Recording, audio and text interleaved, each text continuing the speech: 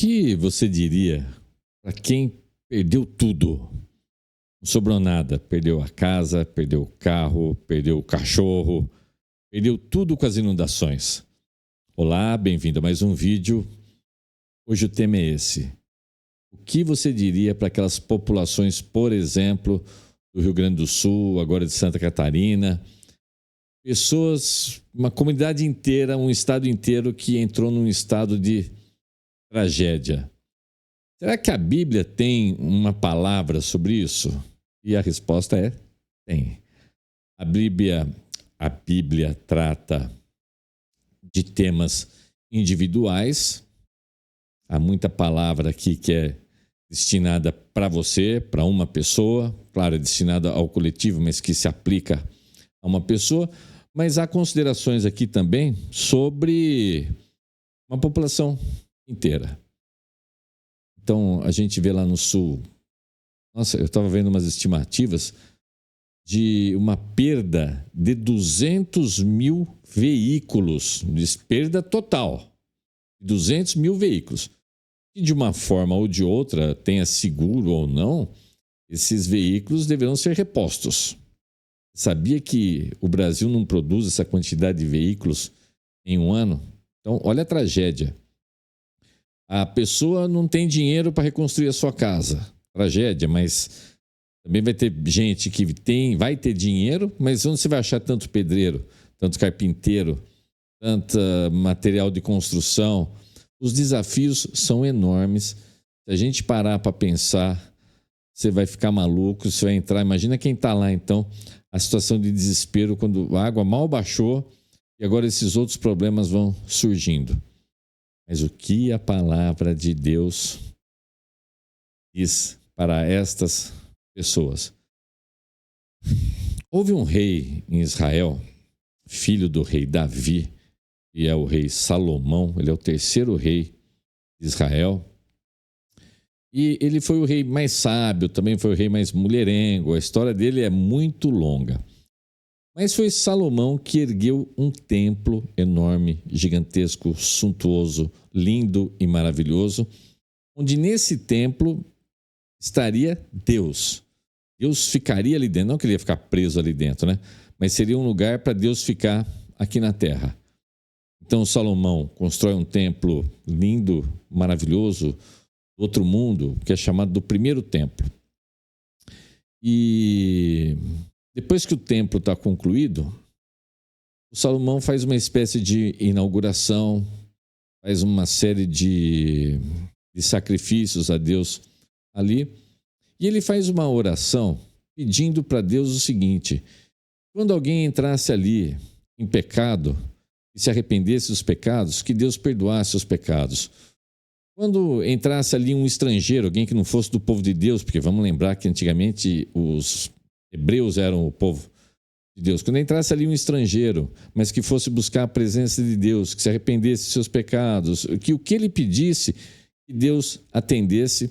Isso está lá no segundo livro de Crônicas, no capítulo 6, essa espécie dessa inauguração do templo. E a oração é longa e Salomão pede um monte de coisas para Deus. As festividades de inauguração duram, se eu não me engano, 23 dias. Após esses 23 dias de festa, Salomão manda o povo de volta para casa. E aí Deus aparece a Salomão. Aí a gente já está no capítulo 7 de 2 Crônicas. Deus aparece para Salomão e diz algumas coisinhas. Então são essas algumas coisinhas que eu vou ler e que depois nós vamos aplicar a essa população que está passando por essa tragédia toda. Então vamos lá. Nós estamos lá no Antigo Testamento. Esse livro, 2 Crônicas, ele foi escrito provavelmente por Esdras, cerca de 400 e poucos anos antes de Cristo, mas a história que está sendo narrada aqui de Salomão, isso é 900 e poucos anos antes de Cristo. Ou seja, quase 1000 anos antes de Cristo é que se passa isso daqui.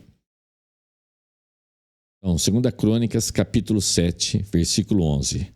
Quando Salomão acabou de construir o templo do Senhor e o palácio real, executando bem tudo o que pretendia realizar no templo do Senhor e em seu próprio palácio, o Senhor lhe apareceu de noite e disse: ouvi sua oração e escolhi este lugar para mim, como um templo para sacrifícios.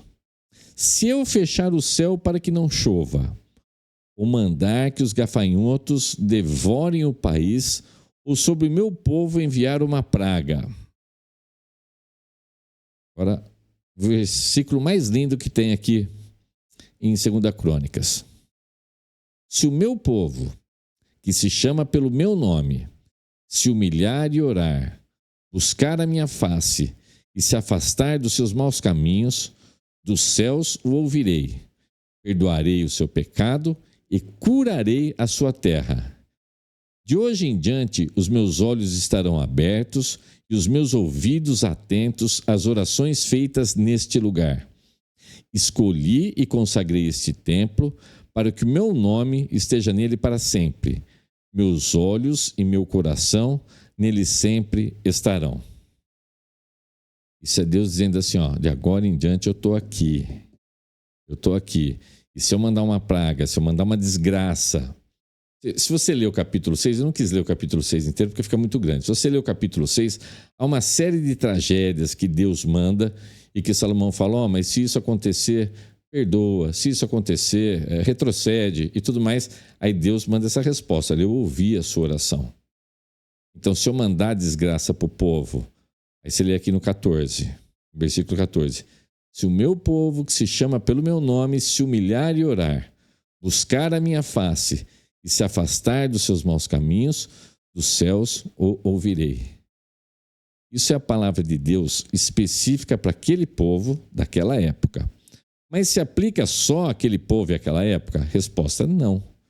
Isso a gente pode estender como um princípio geral para o povo de Deus. Existe o templo ainda? Não, não existe o templo. Com a vinda de Jesus, a gente não tem mais a necessidade do templo para os nossos pecados serem perdoados, para você ter acesso à presença de Deus. Com a vinda, morte e ressurreição de Cristo, Cristo subiu aos céus, se encontra ao lado do Pai e Ele intercede por nós dia e noite. Então você não precisa mais do templo.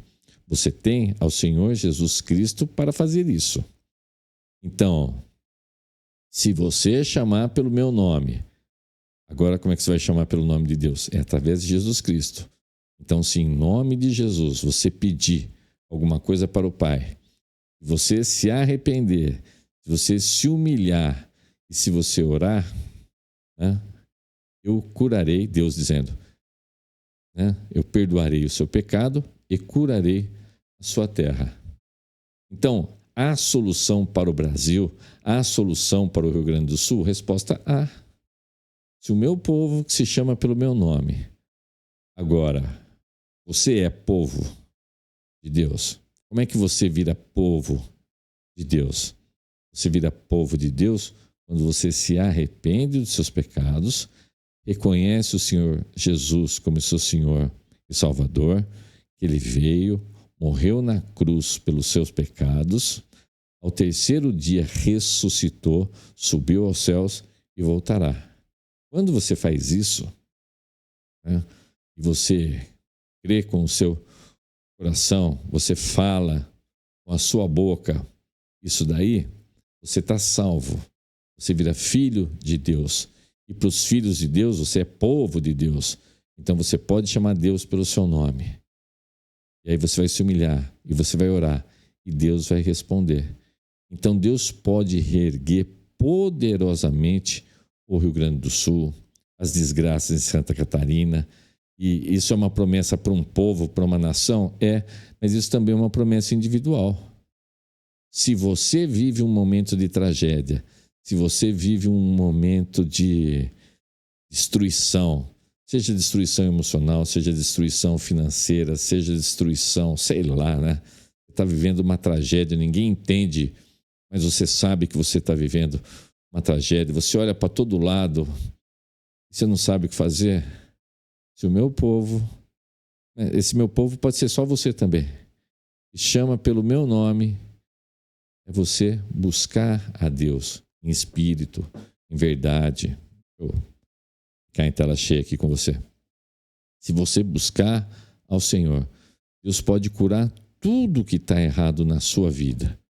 Deus pode curar tudo que está errado no país, tudo que está errado no mundo. Eu imagino que o mundo vai ficar melhor? Não. Infelizmente, eu não imagino que o mundo vai ficar melhor. Eu acho que a tendência é piorar. Eu acho que as pessoas estão cada vez mais se perdendo. Ninguém acredita em Deus. Eu estava vendo umas entrevistas de um americano que ele parava as pessoas na rua e ele simplesmente perguntava assim: você acredita em Jesus Cristo? E a imensa maioria, sei lá, uns 90%, mais de 90% das pessoas falava não. Não, e a pessoa até ficava meio brava com ele, assim, meio irritada com essa pergunta. Aí eu te pergunto, você acredita em Jesus Cristo? Claro que o brasileiro tem sempre uma resposta. Eu acredito em Deus, acredito em Jesus. Mas quando eu falo acredita em Jesus Cristo, é assim, você entregou a sua vida para Jesus Cristo? Você acredita que de fato Ele é o Salvador? Que Ele tem poder para perdoar os seus pecados? Então fica essa reflexão para você. Você acredita em Jesus Cristo? E se você conhece alguém que está passando por uma tragédia, alguém que está numa situação que você olha para um lado, olha para o outro, não tem solução, saiba que há solução. A Bíblia está cheia de casos. Eu peguei esse caso específico para falar aqui. Mas Deus é poderoso para mudar. Deus escreve a história do mundo. Deus criou o mundo com o poder da sua palavra. Ele falou assim, haja luz, e a luz passou a existir. Mas a luz é feita de fótons, dane-se. Deus criou os fótons. Deus criou tudo pelo poder da sua palavra. Para quem criou o mundo, toda essa beleza, essa coisa sofisticada, linda e maravilhosa, o poder da palavra. Você acha que tem alguma coisa difícil para Deus? Você acha que há algo impossível de você pedir para Deus? Então, clame ao Senhor. Peça socorro ao Senhor. Você gostaria de ajudar uma pessoa, se a pessoa nem te escuta, ore por essa pessoa. Sabe que você orando por uma pessoa, Deus pode intervir na vida daquela pessoa. O poder de uma oração é uma coisa incrível, fantástica e maravilhosa. Fique então essa palavra. Vou colocar de volta aqui. Se o meu povo, que se chama pelo meu nome, se humilhar e orar, buscar a minha face e se afastar dos seus maus caminhos, dos céus o ouvirei. Perdoarei o seu pecado e curarei a sua terra. Isso vale para um povo, isso vale para você. Deus abençoe a sua semana, que ela seja linda, que ela seja maravilhosa. Se você gostou do vídeo, não custa nada você curtir, não custa nada você compartilhar, você se inscrever. Eu estou nas 3 plataformas aqui que eu não posso falar o nome, porque senão o algoritmo me diminui, aquela coisa toda. Mas eu estou nas 3 plataformas. Naquela plataforma que tem um tubo de televisão, ali o meu canal chama Daniel Tetel. Lá naquela que o povo chama de não sei o que vizinho, ali eu chamo Vitamina Bíblica, tudo junto. E no outro que sobrou, que é mais o pessoal que eu conheço, ali você me encontra como Prof. Tetel. Mas você me acha nas 3 plataformas. Se você puder dar uma curtida ou compartilhar, você me ajuda muito. Uma curiosidade, sabia que não é possível eu impulsionar ou promover vídeo cristão? As plataformas não permitem isso. Se fosse alguma bobagem, seria permitido, né? Mas um conteúdo como esse, eles barram e dizem que é um...